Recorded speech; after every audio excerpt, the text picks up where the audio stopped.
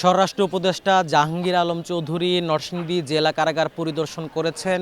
ঠিক দুপুর 12টা নাগাদ তিনি কারাগারের এই মূল ফটকে প্রবেশ করেন। তার আগে তিনি কারাগার প্রাঙ্গণে কারারক্ষী সহ অন্যান্য কর্মকর্তা যারা রয়েছেন তাদের সাথে কথা বলেছেন এবং তাদের সার্বিক বিষয়ে খোঁজখবর নিয়েছেন। জানিয়ে রাখা ভালো যে 2024 সালের 19 জুলাই এই নরসিংদী জেলা কারাগার কিন্তু লুট হয় এবং এখানে অগ্নিসংযোগ করা হয়।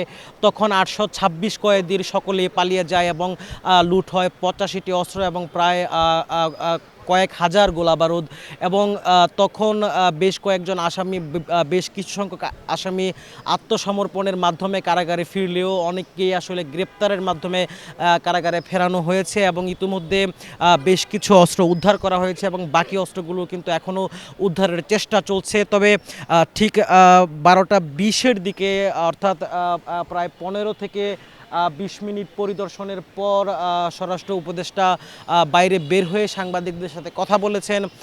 তিনি জানিয়েছেন যে এই নরসিংদী জেলা কারাগার থেকে যেসব অস্ত্র লুট করা হয়েছে এখনও যেসব অস্ত্র বাইরে রয়েছে সেগুলো দ্রুত উদ্ধারের চেষ্টা চলছে। এছাড়া নরসিংদীর রায়পুরা সহ পার্শ্ববর্তী অঞ্চলের যে সংঘাত এই সংঘাত অতি দ্রুত দমনের জন্য দ্রুতই পুলিশ সেনাবাহিনী এবং র্যাবের সমন্বয়ে একটি কম্বিং অপারেশন করা হবে এবং তখন আসলে নরসিংদীর এই অপরাধ অনেকটাই কমে আসবে বলে তিনি আমাদেরকে জানিয়েছেন। তো এই ছিল নরসিংদী থেকে আমার কাছে সবশেষ।